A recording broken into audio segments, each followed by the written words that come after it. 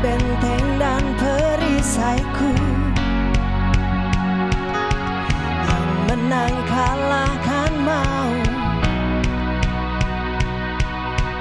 penyelamat yang bangkit dan hidup.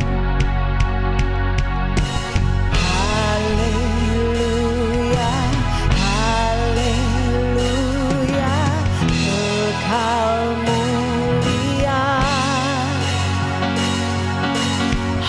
Haleluya, haleluya, dahsyat berkuasa. Bersorak, nyatakan Yesus Kaulah Tuhan, Kau Raja pemenang. Bersorak, masyurkan Yesus Kaulah Tuhan, Juru Selamat dunia. Kau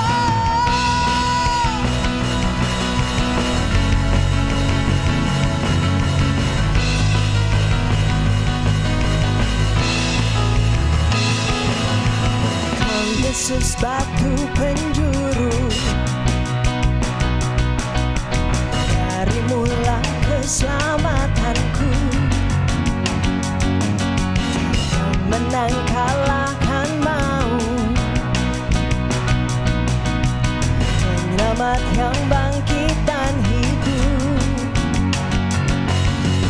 Haleluya, haleluya, kekalmu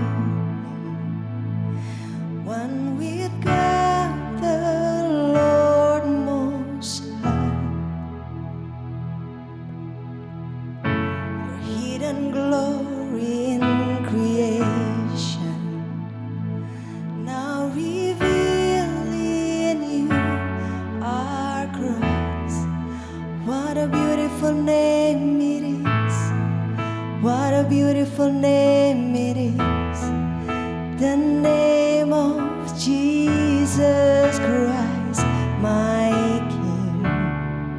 What a beautiful name it is, nothing compares to this. What a beautiful name it is, the name of Jesus. You didn't want heaven without us, so Jesus, you brought heaven down. My sin was great, your love was greater. What could separate us now? What a wonderful name it is, what a wonderful name it is, the name of Jesus Christ, my King. What a wonderful name it is, nothing compares to this. What a wonderful name it is, the name of Jesus, that could not hold you, the veil tore before you. You silenced the boast of sin and grave. The heavens are roaring the praise of your glory, for you are raised to life again.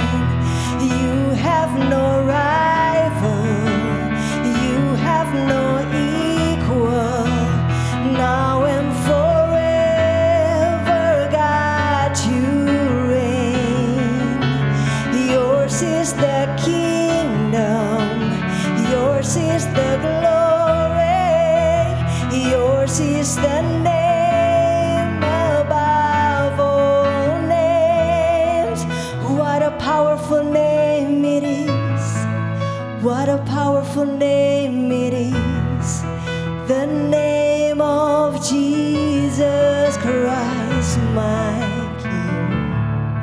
What a powerful name it is, nothing can stand against. What a powerful name it is, the name of Jesus. What a powerful name it is, the name of Jesus. What a powerful name it is, the name of Jesus.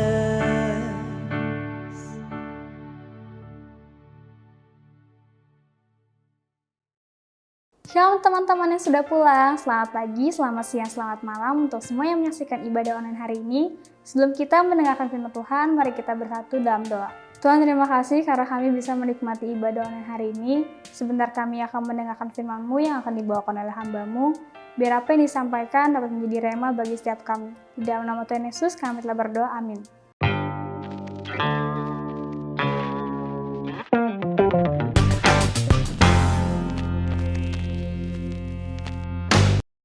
Ya, kita udah masuk lagi ke bulan yang baru. Kita masuk dalam new level. Kalau kemarin kita belajar bagaimana caranya jadi pemimpin yang melayani, lalu pemimpin yang melayani membuktikannya dengan aksi ketaatan sama Tuhan.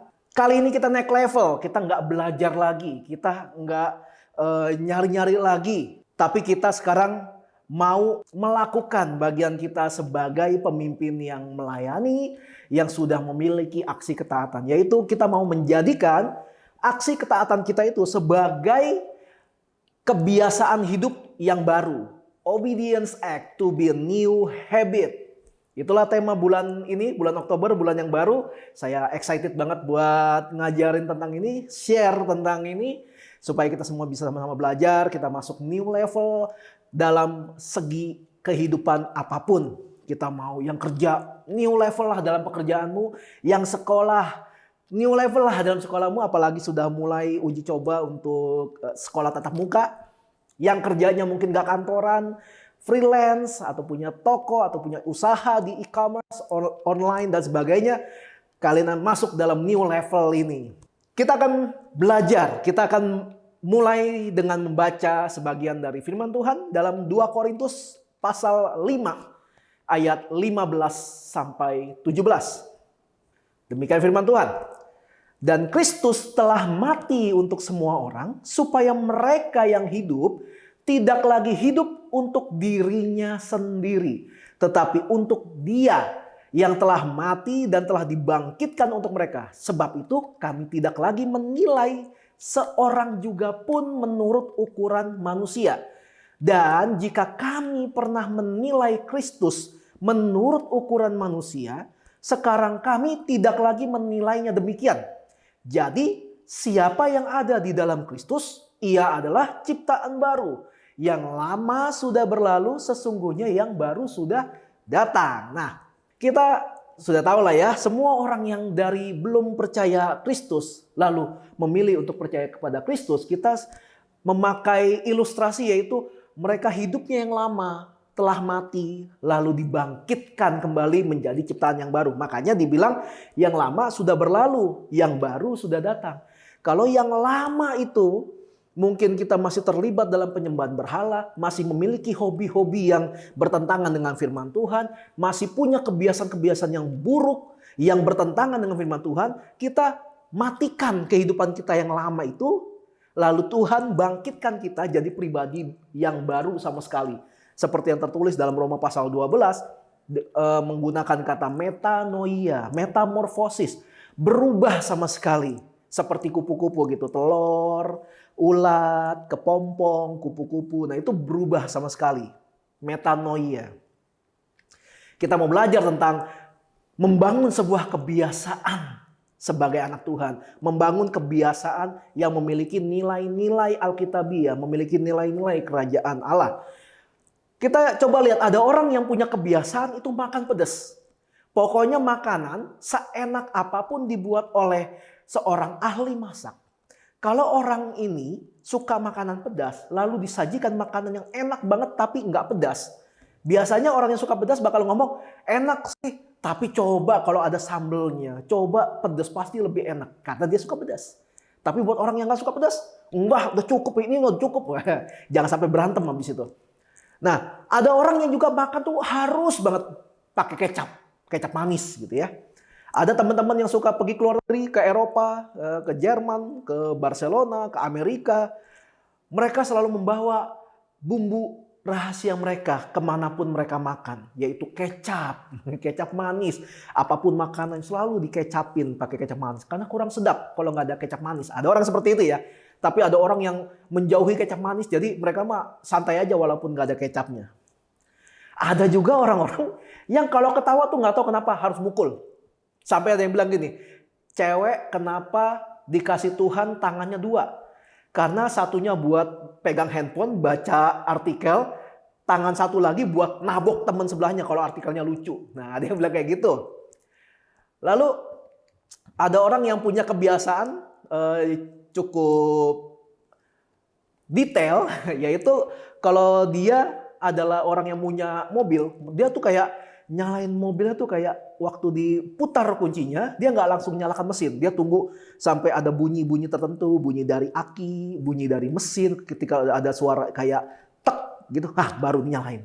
Lalu matiin mesin, juga dia nggak langsung matiin mesin ketika mobilnya berhenti. Dia matiin dulu AC-nya, dia matiin segala yang perlu dimatiin kayak radio, Bluetooth, atau charger mobil dimatiin dulu. Lalu lihat RPM-nya, begitu RPM-nya sudah di angka yang di bawah, baru dimatiin. Ada yang seperti itu, tapi ada juga yang seleboran kan, baru colok langsung nyalain mesin. Begitu berhenti, rem, pasang rem tangan, langsung matiin. Ada juga yang kayak gitu, makanya ada beberapa orang yang suka matiin mesin, lalu lupa matiin AC.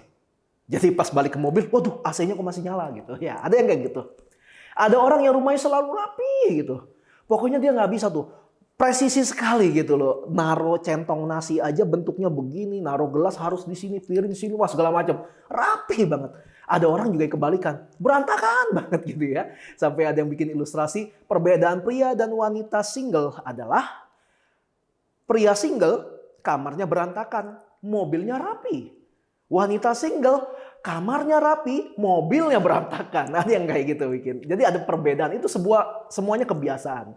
Ada yang punya kebiasaan gigit kuku gitu ya, dikit-dikit gigit kuku, dikit gigit kuku, dan lain-lain. Itu adalah contoh kebiasaan. Kalau kita ngomong kebiasaan, kebiasaan itu bukan sesuatu yang dari lahir kita udah seperti itu.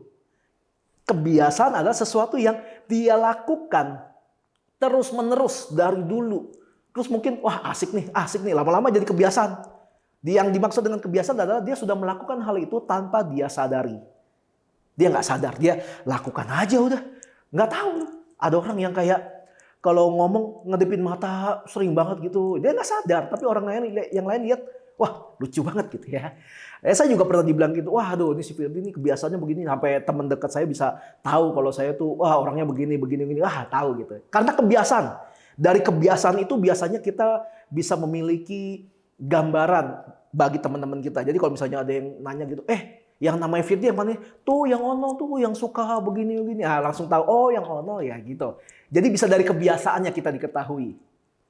Sebelum jadi pengikut Kristus, sebelum kita mengenal Kristus, sebelum kita hidup dalam Kristus, kebiasaan kita adalah berbuat dosa. Kita harus tahu dulu arti dari dosa. Kebanyakan orang suka kalau udah ngomong, dosa. Di kepalanya tuh selalu kayak dosa adalah sesuatu yang sangat buruk banget, yang kayak jelek banget, kotor banget ya. Iya memang jelek sih, memang kotor. Tapi kita harus sepakati dulu bersama. Arti dosa dari bahasa aslinya memiliki arti. Dosa adalah menyimpang. Menyimpang. Jadi semua yang menyimpang itu disebut dengan dosa. Jadi nggak perlu sampai kita kayak jadi pembunuh gitu, atau jadi perampok, atau jadi penipu, enggak. Kita menyimpang sedikit saja dari jalur yang sudah Tuhan kita berikan atau ketetapan yang sudah tertulis di Alkitab, itu saja sudah dosa. Sudah menyimpang maksudnya. Jadi sebelum jadi pengikut Kristus, kebiasaan kita adalah berbuat dosa. Contohnya gini, ketika kita belum mengenal Kristus, kita tidak memiliki hubungan yang baik dengan Bapa. Ya gimana mau punya hubungan yang baik? Berdoa aja enggak, baca Alkitab aja enggak. Kenapa? Ya karena belum mengenal Kristus. Belum mengenal Kristus. Nah, kalian sudah mengenal Kristus, sudah membangun hubungan belum yang baik sama Bapa? Lewat doa, baca Alkitab. Nah, ini akan selalu saya katakan terus. Baca Alkitab, doa pribadi, baca Alkitab, doa pribadi. Karena ini udah harga mati sebagai pengikut Kristus. Kita harus punya hubungan yang baik sama Bapa tentunya ya. Kalau kita punya hubungan yang baik sama seseorang, kita biasanya ngomong apapun jadi enak, minta bantuan enak gitu. Begitu juga dengan Bapa. Kalau kita punya hubungan yang baik dengan Bapa, kita tahu kita harus meminta apa, bagaimana cara memintanya, bagaimana kita menjalani hidup. Karena kita punya hubungan yang baik dengan Bapa. Jadi kita tahu apa yang Bapak suka, apa yang Bapak tidak suka. Nah, ketika kita belum mengenal Kristus juga, kita belum hidup di dalam Kristus juga, tindakan kita itu cenderung hanya memikirkan kepuasan pribadi. Enggak mikirin tentang apakah Tuhan senang apa enggak nih ya sama kelakuan kita gitu ya. Mungkin ada orang yang ketika belum mengenal Kristus menganggap judi itu ya biasa aja lah, have fun aja lah. Mabok biasa aja lah. Make gajah biasa aja, have fun man, have fun gitu ya. Mungkin mereka berpikir seperti itu mungkin karena mereka hanya mikirin kepentingannya pribadi. Tapi ketika kita hidup dalam Kristus, dikatakan kalau kita memiliki pikiran dan perasaan yang sama dengan Kristus, kita akan cenderung untuk memikirkan, yang gue lakuin ini, aduh, udah bener belum ya? Supaya kita nggak berbuat sebuah kesalahan yang bisa membuat kita jadi dipersalahkan. Nah, yang terpenting adalah ketika kita belum hidup dalam Kristus dulu, yang terpenting adalah tidak ada Roh Kudus di dalam diri kita. Itu perbedaannya ketika kita belum mengenal Kristus. Mengapa sangat penting untuk diperhatikan jika tidak ada Roh Kudus dalam diri kita? Kenapa sih penting banget Roh Kudus hidup di dalam kita? Kita lihat dalam Yohanes pasal 14 ayat ke-26. Dikatakan begini, tetapi penghibur yaitu Roh Kudus akan diutus oleh Bapa dalam namaku. Dialah yang akan mengajarkan segala sesuatu kepadamu dan akan mengingatkan kamu akan semua yang telah kukatakan kepadamu. Jadi Kalau kita pernah baca Alkitab yang selalu mengingatkan ada ayat tertulis begini, ada ayat tertulis begini, itu adalah Roh Kudus. Pekerjaan Roh Kudus. Kita selalu diingatkan. Nah itu pekerjaan Roh Kudus. Nah berarti kalau kita, di dalam kita tidak ada Roh Kudus, yang pertama artinya adalah tidak ada yang mengajar kita. Dan yang kedua tidak ada yang mengingatkan kita. Kenapa? Itulah tugas Roh Kudus dalam diri kita. Dia ngajarin terus dalam hidup. Mungkin kita ada bikin kesalahan, bahkan kita udah bertahun-tahun ikut Tuhan, bertahun-tahun percaya Yesus. Tapi kita masih aja ada bikin kesalahan, ada bikin hal-hal yang mungkin menyimpang dari Tuhan. Tapi itu proses belajar ketika kita melakukan itu bukan dengan sengaja, tapi mungkin nggak sengaja. Kadang-kala mungkin karena keputusan kita juga, kita malah milih untuk melakukan sesuatu yang menyimpang dari ajaran Tuhan. Nah, Roh Kudus akan mengingatkan kembali kita. Roh Kudus akan ngajarin kita lagi kalau itu salah. Itu nggak boleh. Gitu. Walaupun mungkin ada keplesetnya lah gitu sekali-sekali. Tapi itu pekerjaan Roh Kudus. Nah, akibatnya kalau Roh Kudus tidak ada dalam diri kita, nggak ada yang ngajarin kita, nggak ada yang ngingetin kita, akibatnya adalah kita tidak pernah tahu yang kita lakukan itu benar atau salah di hadapan Tuhan. Loh, kenapa kita harus pusingin? Yang kita lakukan ini, kita harus pikirin apakah benar atau salah di hadapan Tuhan. Kenapa penting banget sih harus mikirin gitu? Masalahnya adalah kita mau tahu atau tidak tentang benar salahnya tindakan kita, efeknya ya tetap sama. Yaitu barang siapa menerima Kristus akan mendapat tempat dalam kerajaan Allah, dan barang siapa menolak Kristus, dia juga ditolak dalam kerajaan Allah. Mau kita tahu enggak itu adalah efek yang sama, itu udah berlaku untuk semua orang, mau dia yang percaya atau yang nggak percaya. Makanya inilah tugas kita. Kita harus melaksanakan amanat agung. Yesus sudah bilang, pergilah, jadikanlah semua bangsa muridku. Tugas Yesus untuk menginjil di dunia sudah selesai 2000 tahun lebih yang lalu. Dia sudah selesai melakukan pekabaran Injil dan sudah melakukan karya penebusan. Sudah selesai. Nah, ketika Yesus naik ke surga, dia memberikan tugas untuk semua orang yang percaya, yaitu amanat agung. Pergi, jadikanlah semua bangsa muridku. Menjadikan semua bangsa murid Kristus. Bukannya pergi, ayo seret semua orang datang ke gereja kita. Bukan, enggak gitu. Enggak gitu. Kita harus menjadikan semua orang murid Kristus. Orang yang tahu tentang Injil, orang yang tahu tentang siapa itu Kristus, dan akhirnya memiliki keputusan untuk memiliki keserupaan dengan Kristus. Itu amanat agung. Lalu tugas kita yang lain adalah mengabarkan Injil. Injil itu kabar baik. Ya, bukan menteror orang gitu ya. Saya sering banget dulu dengar, waduh, kalian kalau nggak pernah ke gereja, kalau nggak pernah ibadah, nanti semua akan masuk neraka gitu. Apalagi sekolah minggu. Saya heran banyak guru sekolah minggu selalu meneror anak sekolah minggu dengan kata-kata, ayo kalau bandel, kalau nggak hormat orang tua, nanti nggak masuk surga lo, nanti masuk neraka. Kenapa sih gereja harus meneror orang? Bukankah lebih enak, ayo semua yang mau ikut Tuhan, yang setia melakukan pekerjaannya Tuhan, kita punya tempat di surga. Surga itu tempatnya bagus, surga itu tempatnya indah, nggak ada air mata, nggak ada kesulitan. Lebih enak begitu kan? Jangan sampai malah kita membahas exegesis, yaitu memakai pengalaman pribadi, lalu kita cari-cari ayat yang kira-kira cocok dengan pengalaman kita, lalu kita sampaikan depan jemaat, kita teror jemaat gitu ya.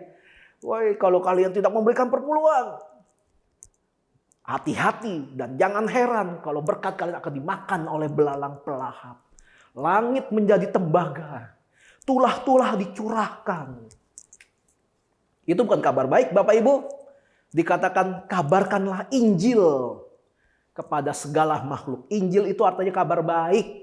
Jadi kalau kalian dengar ada pendeta nakut-nakutin kita, dia bukan sedang mengabarkan Injil. Dia sedang mengabarkan teror.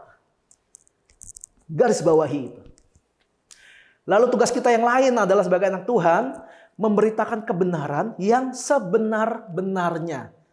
Karena ada aja hamba Tuhan atau orang pemimpin di gereja yang menyampaikan kebenaran tapi sepotong-sepotong. Dan ada juga menyampaikan kebenaran yang ditutupi, diganti dengan ketidakbenaran. Sesuka-suka dia gitu loh. Ada ayat ini, menurut saya mah begini. Dia nggak pernah mengevaluasi, nggak pernah meneliti arti sebenarnya dari ayat yang mereka baca, lalu dibagikan ke jemaat, akhirnya disampaikan dengan salah. Kita tahu sebuah ayat yang bilang, berilah maka kamu akan diberi. Tapi banyak orang entah mengapa ayat ini dikaitkan dengan persembahan, nggak nyambung. Padahal ayat itu sedang berbicara tentang menghakimi, bukan tentang persembahan. Kenapa dikaitkan pada persembahan? Jadi kita mau pengurus kek, mau jemaat kek, mau leader kek, mau orang awam kek, kita harus punya hubungan yang baik juga sama Tuhan lewat pembacaan Alkitab dan doa pribadi supaya kita nggak keseret dengan arus zaman yang menyesatkan ini. Perintah amanat agung itu sulit buat dilakukan. Ada yang susah, aduh, gua mah introvert. Gue introvert, Bapak Ibu, saya nggak bisa ketemu orang. Susah. Susah amanat agung dilakukan. Kenapa? Karena nggak pernah dibiasakan untuk menyuarakan Injil dimanapun kita berada. Yesus nggak pernah bilang, caranya menginjil tuh harus begini, harus berdiri, jalan, duduk, loncat. Harus kalau ketemu orang harus ngomong shalom. Gitu. Yesus nggak pernah ngomong kayak gitu. Yesus cuma bilang, jadikanlah semua bangsa muridku. Jadi yang harus dilihat ada goalnya. Kita harus menjadikan semua bangsa murid Kristus. Caranya itu bebas. Kalian kalau ngaku-ngaku introvert, it's okay. Zaman sekarang internet berkembang dengan luar biasa. Kalian mungkin gak bisa ketemu banyak orang. Tapi kalian bisa menulis sesuatu di sosial media kalian kan. Anak zaman sekarang mah udah kreatif luar biasa lah. Mereka bisa cari kata-kata yang mungkin pendek tapi kena banget gitu. Jangan malah bikin artikel-artikel atau postingan yang selalu membagongkan semua orang. Bikin semua orang heran, apa sih maksudnya ini? Enggak, caranya bebas. Caranya bebas. Bebas banget caranya. Kita dikasih kebebasan sama Tuhan untuk mengabarkan Injil, mengabarkan kabar baik. Untuk menjadikan semua bangsa murid Tuhan. Kalau kita lihat lagi ada ilustrasi tentang talenta. Di kitab Matius atau di kitab Lukas, ilustrasi tentang uang mina. Saya anggap semuanya udah ngerti tentang ilustrasi talenta ini. Kalau diperhatikan baik-baik, yang Tuhan cari bukan soal lu mendapatkan berapa. Bukan soal kamu sudah melipat gandakan jadi berapa. Wah, luar biasa banyak. Enggak. Perhatikan baik-baik ayat itu. Yang dilihat adalah mereka taat. Mungkin dalam ilustrasi itu disebut dengan berdagang gitu ya. Maksudnya ayo dagangin. Minimal kalau nggak bisa dilakukan oleh diri kita, kita bisa minta bantuan orang lain. Supaya bisa dikembangkan. Jadi yang Tuhan lihat itu ketaatan untuk melakukannya. Kenapa Tuhan marah sama yang punya talenta satu? Karena dikubur. Mungkin seandainya kalau dia tetap, ayolah dicobain lah, dijualin apa gimana. Nggak laku. Dia lapor sama Tuhannya. Tuhan saya udah ngelakuin semua tapi nggak laku Tuhan. Ini satu saya balikin. Mungkin Tuhannya nggak bakal marah. Karena dia taat. Dia melakukan. Ini masalahnya dia ngubur semua. Nggak bisa lah. Orang-orang yang pesimis gitu. Orang-orang yang selalu negatif. Nggak bisa lah, gue nggak bisa. Mana bisa sih gue bukan lulusan STT. Mana bisa sih gue nggak pernah belajar. Mana bisa sih gue kan orang kecil. Mana bisa sih gue anak petani. Gitu. Enggak. Yesus aja anak tukang kayu. Tapi dia jadi orang luar biasa. Kenapa? Karena taat sama Bapa. Walaupun Yesus itu Tuhan loh. Lakukan saja ketaatan yang Tuhan sudah berikan, yang Tuhan sudah minta. Meskipun ketika kita melakukan ketaatan itu kayaknya gue udah ngelakuin banyak hal tapi kayaknya nggak hasilin apa-apa. Kayaknya yang gue lakukan semuanya salah. Kayaknya yang gue lakukan, udahlah, jangan nyerah. Terus lakukan aja. Firman Tuhan bilang, dalam Mazmur pasal 126 dikatakan orang yang menabur dengan mencucurkan air mata. Suatu hari nanti dia akan menuai berkasnya. Ketika kita melakukan sesuatu seperti nggak ada hasil. Tapi kita tahu yang kita lakukan ini karena kita mencintai Tuhan. Yang kita lakukan ini adalah bentuk kita taat sama Tuhan. Suatu hari nanti kita akan pulang dengan bersorak-sorai sambil bawa hasil. Yang penting taat dulu. Taat aja. Ketaatan adalah syarat untuk Bapa berkenan pada kita. Apa itu berkenan? Kita lihat dalam kisah Esther. Raja Ahasiweros mengusir Ratu Wasti. Ratu yang gak ada hormat-hormatnya sama raja. Ratu yang gak punya ketaatan sama raja. Padahal ratu itu ya cuma ratu, di bawahnya raja. Dan akhirnya setelah diusir, raja jatuh hati sama Esther. Dan Esther ketika menjadi ratu, dia belajar tentang rajanya. Yaitu raja kalau lagi rapat sama menteri-menterinya, dia gak boleh diganggu oleh siapapun, termasuk oleh ratunya. Tapi kalau misalnya suatu hari ratunya nggak sengaja gitu loh, ngedisturb gitu, ngeganggu kerjaannya raja. Nah, raja punya satu tongkat yang dia pegang. Harusnya orang yang mengganggu kesibukan raja saat itu juga dihukum mati menurut tradisi. Tapi kalau raja itu ketika melihat orang itu, lalu raja itu kayak nggak ada masalah dengan orang itu, raja itu akan mengangkat tongkatnya lalu diarahkan kepada orang itu, dan itu artinya raja tidak mempermasalahkan itu. Akhirnya ketika Esther menghadap raja dengan tiba-tiba mengenai kegelisahannya dia karena Haman ingin membantai semua orang dari bangsa Israel. Esther mempertaruhkan nyawanya menghadap raja. Akhirnya Esther mendapat perkenanan dari raja. Waktu datang, wah raja ternyata ngangkat tongkatnya. Dan raja bilang, "Hai ratuku, apa yang bisa aku perbuat bagimu?" Ya kayak gitulah kata-katanya ya. Akhirnya ya sudah, semua tahu ceritanya, semua happy ending. Apa yang keren dari Esther? Dalam pembuangan di negeri itu, sebagai seorang budak, semua orang Israel memiliki status yang sama, jadi budak karena pembuangan, mereka kalah perang. Esther pun punya status sebagai budak. Esther secara tiba-tiba jadi punya status yang tinggi sekali. Dari budak jadi ratu. Kalau normalnya orang yang gak siap dengan itu jadi sombong. Tapi dia enggak. Dari budak menjadi ratu. Tapi Esther masih mengasihi bangsanya. Esther melakukan kewajibannya sebagai anak Tuhan. Ketika mendengar kabar kalau bangsanya mau dibantai. Akhirnya Esther dinasehati oleh pamannya dan kemudian dia mengambil waktu untuk berpuasa. Selama 3 hari. 3 malam. Dan mereka berdoa. Dan seluruh bangsa diminta Esther untuk berpuasa juga. Selama 3 hari 3 malam. Supaya Esther mengalami mujizat. Dan benar aja ketika Esther menghadap raja. Mujizat terjadi. Raja berkenan sama Esther. Dan Esther selama menjadi ratu. Dia tetap berpegang teguh dengan imannya. Sebagai anak Tuhan. Esther berpuasa.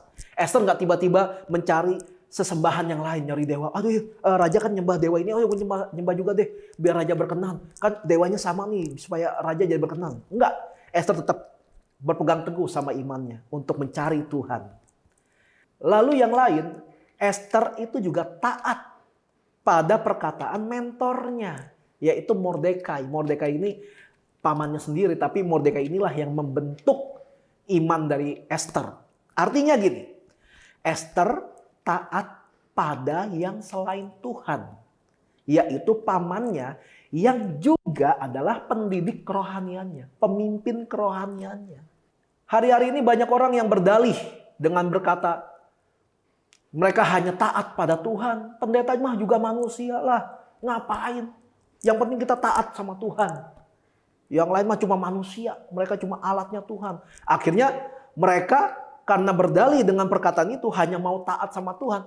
Tapi mereka akhirnya jadi merendahkan pemimpin gerejanya. Itu pun salah. Itu pun nggak boleh.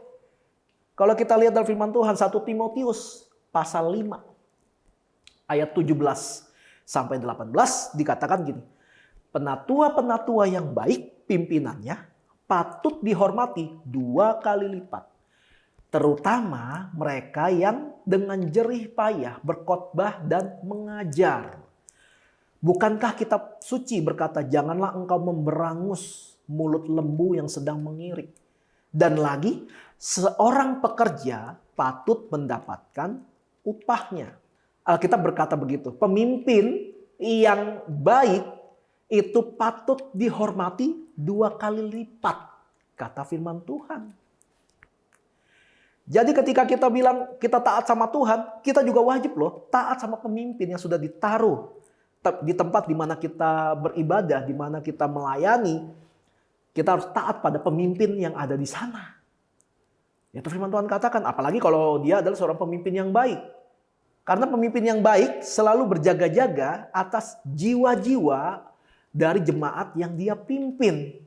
Jadi sebagai anak Tuhan yang berada dalam sebuah komunitas anak Tuhan, komunitas Kristen, kita harus paham dulu tentang hal-hal yang memang sudah diperintahkan atau diarahkan dalam Alkitab.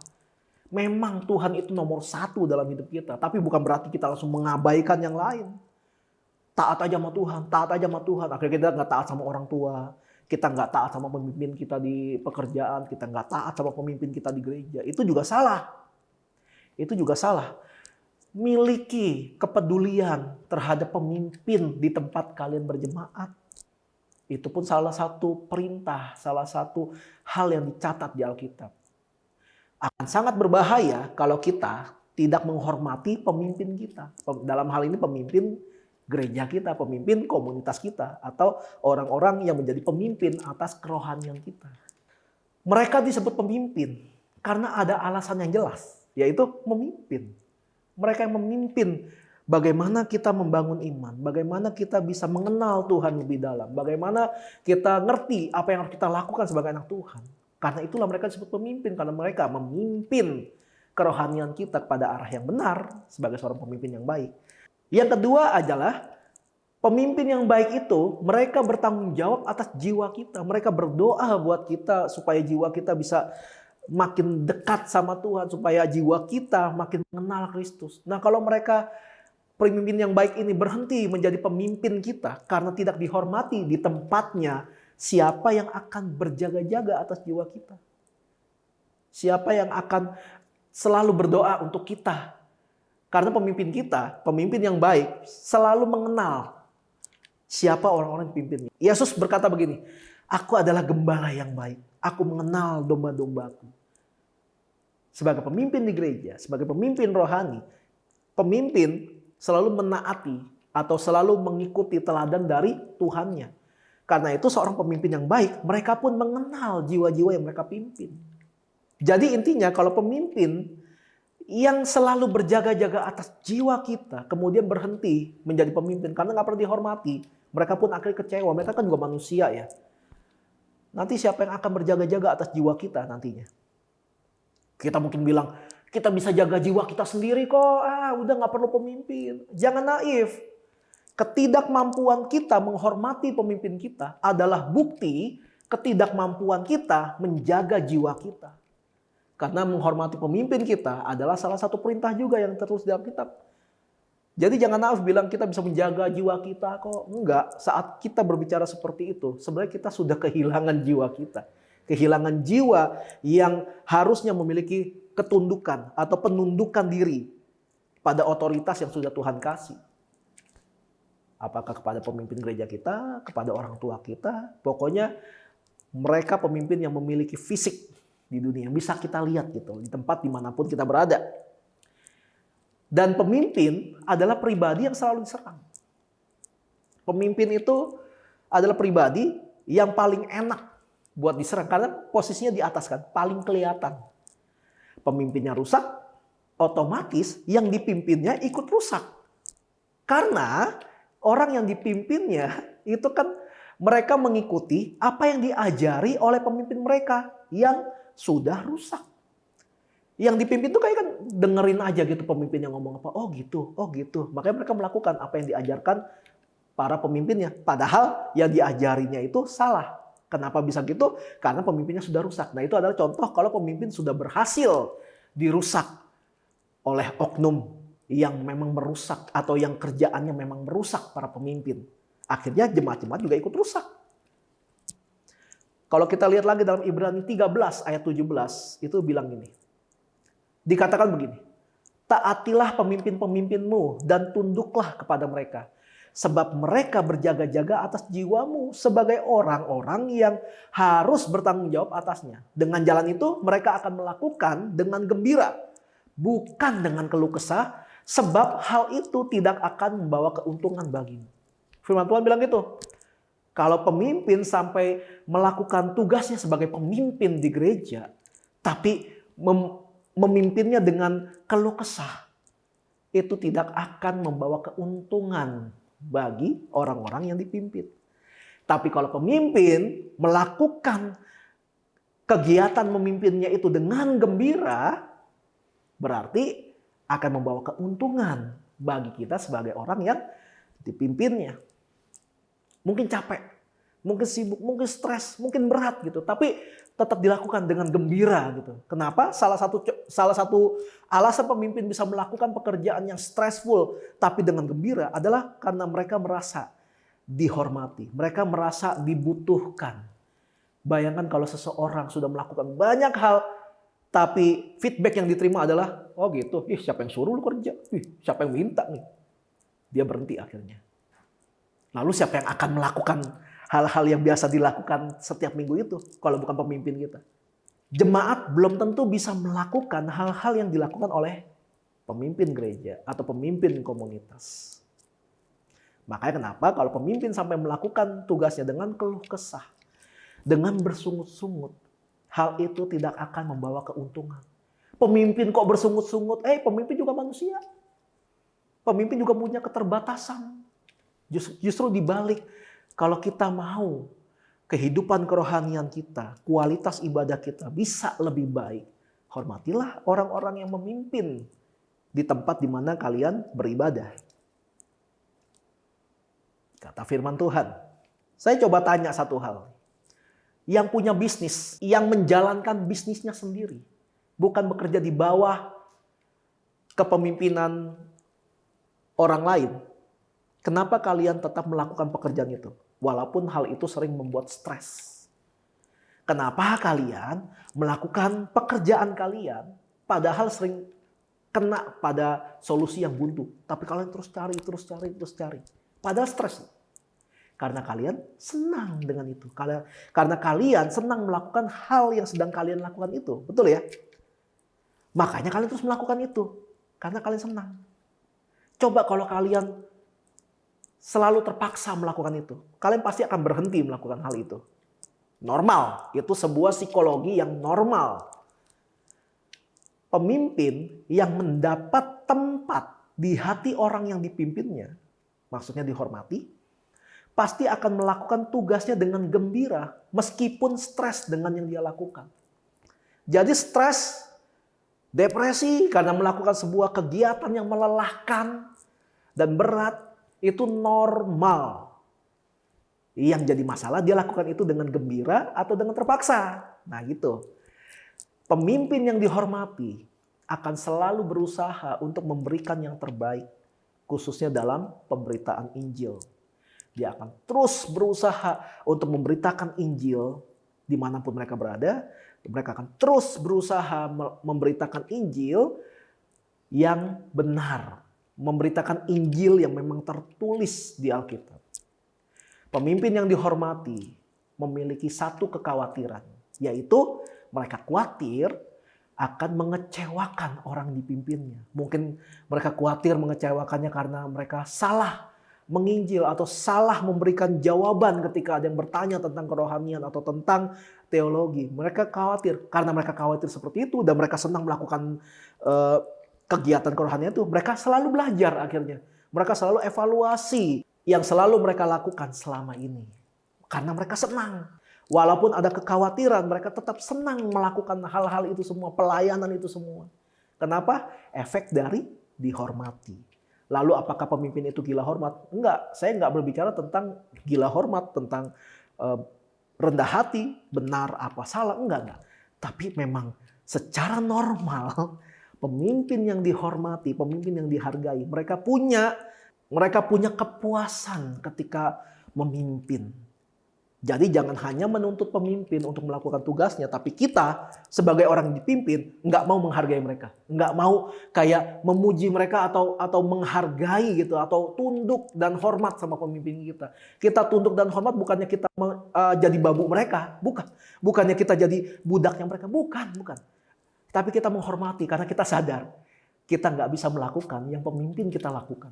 Kalau kita lakukan, belum tentu bisa beres, belum tentu bisa benar ngerjainnya. Sama kalau dibalik, saya sebagai pemimpin gereja disuruh menjalankan bisnis dari salah satu jemaat saya misalnya. Nggak bisa saya.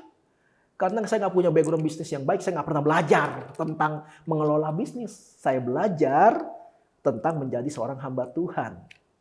Nah sama aja kalau dibalik-balik ya. Saya suruh member saya yang selalu fokus di bisnis, saya suruh, udah lu 1 bulan deh jadi gembala sini, susun khotbah dan sebagainya. Stres pasti. Makanya dia atau mereka respect sama saya karena saya bisa melakukan apa yang mereka tidak bisa lakukan. Dan saya respect kepada mereka karena mereka bisa melakukan apa yang tidak bisa saya lakukan. Jadi seperti itu hubungannya. Kalau kalian seorang mentor, kalian seorang pendidik, khususnya pendidik iman, harusnya kalian punya mental yang seperti ini. Mental yang selalu khawatir, aduh yang gue kasih tahu bener gak nih? Aduh gue udah maksimal belum nih ngedidik mereka. Bukannya malah memanfaatkan orang yang menghormati kalian. Mumpung dia hormatin gue nih. Wah gue pemimpin gereja, gue kakak gereja, telepon. Halo, kamu bisa datang ke rumah nggak? Oh bisa kak, ngapain? Udah datang aja, begitu datang. Kamu kan masih pelayanan nih, kamu harus tunduk sama pemimpin ya. Cuciin mobil saya. Masakin saya makanan. Sapu rumah saya. Itu pemimpin, tinggalin aja udah. Bukan pemimpin itu. Itu penipu kalau saya boleh bilang. Kenapa kita harus menghormati pemimpin kita yang ada di dunia? Bahkan Alkitab berkata begini, tidak ada pemerintahan yang tidak berasal dari Tuhan. Kita selalu diajari untuk berdoa syafaat, jangan cuma berdoa untuk keluarga kita aja, kita berdoa untuk teman kita aja, berdoa untuk gereja kita aja, atau berdoa untuk orang-orang yang kita kenal aja. Enggak, kita selalu diajarin kan, ayo kalau kalian mau negara ini jadi lebih baik, kota ini jadi lebih baik, doakan juga pemerintah kita, doakan juga para pemimpin negara ini. Karena mereka pun bisa jadi pemimpin negara ini, karena Tuhan memang mengizinkannya. Berdoalah untuk mereka juga. Karena tidak ada pemerintahan yang tidak berasal dari Tuhan. Termasuk tidak ada pemimpin di gereja yang tidak berasal dari Tuhan. Makanya kita patut untuk menghormati pemimpin di tempat kita beribadah atau kita melayani di situ. Nah kalau yang terlihat aja, yang bisa kita lihat aja, kita nggak mau hormati. Apalagi Tuhan yang kalian nggak bisa lihat wujudnya. Siapa yang pernah lihat Tuhan? Kalau dia bilang, saya pernah lihat dalam penglihatan. Mana buktinya deh? Fotonya, gitu, videonya gitu ya. Ya dong, kalau kalian cuma sendirian yang lihat, saya juga bisa bilang dong, saya ketemu tiap malam, janjian makan malam sama Abraham, Ishak, Yakub, Paulus, Yunus, dan semua nabi-nabi. Mana buktinya? Itu dalam penglihatan. Ya nggak bisa dong kayak gitu. Nggak bisa dong. Kalau kita nggak bisa menghormati mereka yang terlihat sama mata kita. Bagaimana mungkin kita bisa menghormati Tuhan yang kita nggak bisa lihat wujudnya. Kita hanya bisa melihat Tuhan dengan iman kita. Aturan yang terlihat aja tidak dihormati sama kita. Apalagi aturan yang dari Dia yang tidak terlihat. Kayaknya agak bohong deh kalau kita melanggar semua aturan di dunia ini, tapi kita bilang kita taat sama Tuhan. Bohong deh, nggak mungkin. Nggak mungkin. Coba deh buktiin. Orang yang nggak pernah melakukan tugasnya gitu, penggelapan pajak misalnya, korupsi, melanggar rambu-rambu lalu lintas, apalagi sebutin semua. Orang yang melakukan itu terus bilang dia taat sama Tuhan. Enggak lah, orang itu aja udah melanggar. Kesimpulannya adalah dengan menghormati pemimpin kita yang ada di dunia, kita sedang melatih diri kita untuk menghormati Tuhan. Tapi bukan kalau kita menghormati pemimpin itu sama dengan menghormati Tuhan. Enggak, itu beda. Itu beda. Dengan kita menghormati pemimpin kita yang ada di dunia, kita sedang melatih diri kita untuk menghormati Tuhan. Bagaimanapun pemimpin kita yang di dunia bukan Tuhan, jadi nggak sama. Jadi kalau ada yang ngajarin, kalau kalian menghormati pemimpin, berarti kalian menghormati Tuhan. Nggak mungkin. Dia sedang mencoba-coba jadi Tuhan, dan itu jelas salah. Kita sedang melatih diri kita untuk menghormati Tuhan. Karena pemimpin yang di dunia, kalau kita tahu atau kita sadar kalau pemimpin yang kita yang di dunia ini ngaco gitu, nggak bener, easy, tinggalin aja dia. Karena sudah jelas orang itu bukan berasal dari Tuhan. Tapi kalau kita tetap berada di sana, kita akan terjadi percekcokan terus. Akhirnya kita tidak menghormati dia. Nah kalau kita tidak menghormati dia, berarti kita tidak taat dengan apa yang firman Tuhan katakan untuk menghormati pemimpin kita. Nah supaya nggak salah gimana? Ya sudah, pindahlah dari komunitas yang tidak benar itu kepada komunitas yang benar. untuk menghormati orang yang lebih layak untuk dihormati. Jadi kita tidak berbuat salah dalam hal ini. Loh, Firdi lagi ngajarin hal sesat nih, keluar gereja. Enggak begitu. Itu memang sesuatu yang emang harus kita lakukan. Firman Tuhan bilang ini, kalau satu tempat menolak shalom kita, pergi dari tempat itu, kebaskan debu dari kakimu. Kebaskan debu tempat itu dari kaki kita. Loh kalau di tempat itu kita tidak diterima, firman Tuhan katakan, ya pergi dari tempat itu. Tempat itu apa? Ya tergantung. Kalau tempat itu adalah kantor, ya keluarlah dari kantormu. Kalau tempat itu adalah sebuah diskotik, keluar dari diskotik itu. Kalau tempat itu adalah sebuah gereja, keluar dari gereja itu. Cari gereja lain. Jangan sampai, enggak ada Tuhan-Tuhanan lagi. Enggak ada gereja-gerejaan lagi. Oh, kita yang rugi dong. Ketaatan kita pada pemimpin kita yang ada di dunia melatih ketaatan kita kepada Tuhan. Saya sudah sebutkan itu tadi. Semua berbicara tentang belajar dan proses. Belajar taat. Dalam belajar taat kita ada proses diuji. Sebesar apa ketaatan kita? Setajam apa kita taat? Sekuat apa mental kita untuk terus diproses dalam hal ketaatan. Sampai nanti kita berada pada satu titik, yaitu menjadikan aksi ketaatan sebagai kebiasaan hidup yang baru. Jadi kita kayak jadi orang yang udah terbiasa taat, udah terbiasa, nggak berat lagi taat sama perintah Tuhan, taat sama pemimpin yang dipercayakan Tuhan untuk memimpin kita, udah terbiasa, nggak berat. Dan kita udah jadi dewasa, kita tahu, oh ini pemimpin ini emang dari Tuhan nih, karena diselidiki. Karena apa yang dia lakukan, apa yang dia ajarkan, wah sesuai dengan firman Tuhan. Makanya kita sebagai orang dipimpin pun jangan bodoh. Jangan nggak mau tahu apa-apa. Makanya baca Alkitab.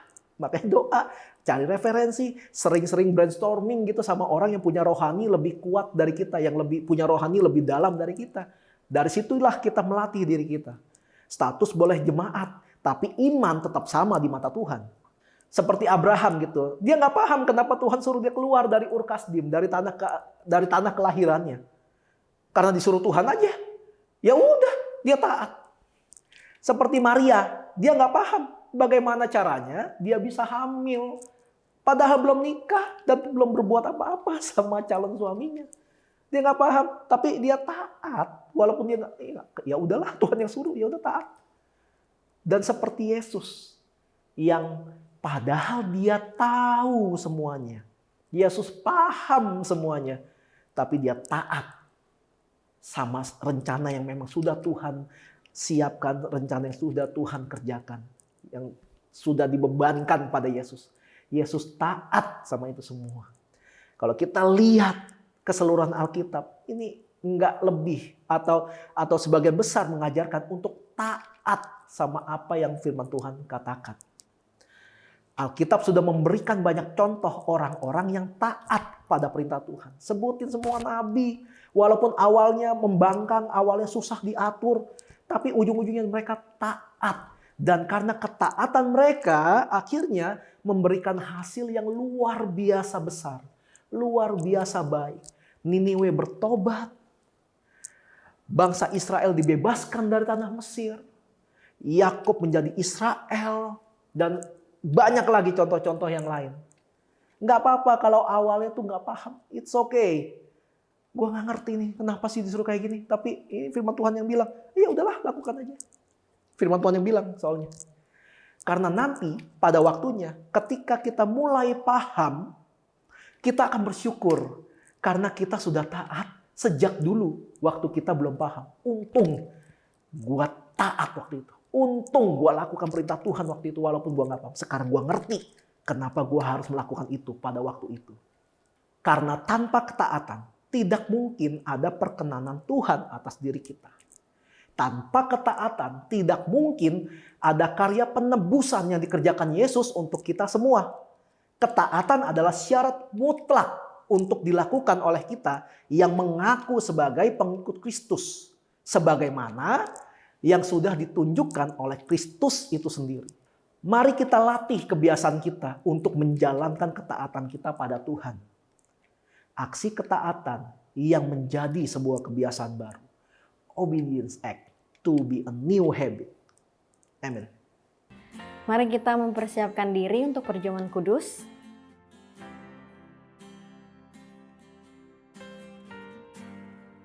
Mari kita angkat roti di tangan kanan kita. Demikian firman Tuhan, sebab apa yang telah kuteruskan kepadamu telah aku terima dari Tuhan, yaitu bahwa Tuhan Yesus pada malam waktu ia diserahkan mengambil roti, dan sesudah itu ia mengucap syukur atasnya, ia memecah-mecahkannya dan berkata, inilah tubuhku yang diserahkan bagi kamu, perbuatlah ini menjadi peringatan akan aku. Yang percaya kalau roti di tangan kita ini adalah lambang persekutuan kita dengan tubuh Kristus, kita makan dalam nama Tuhan Yesus. Mari kita angkat anggur di tangan kanan kita.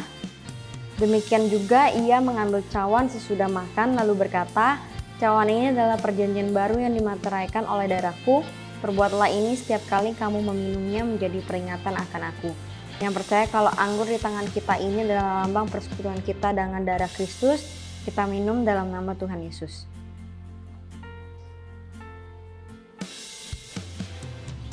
Mari anak-anak yang disayang Tuhan, mari kita nyanyikan doa berkat. Tuhan memberkatimu.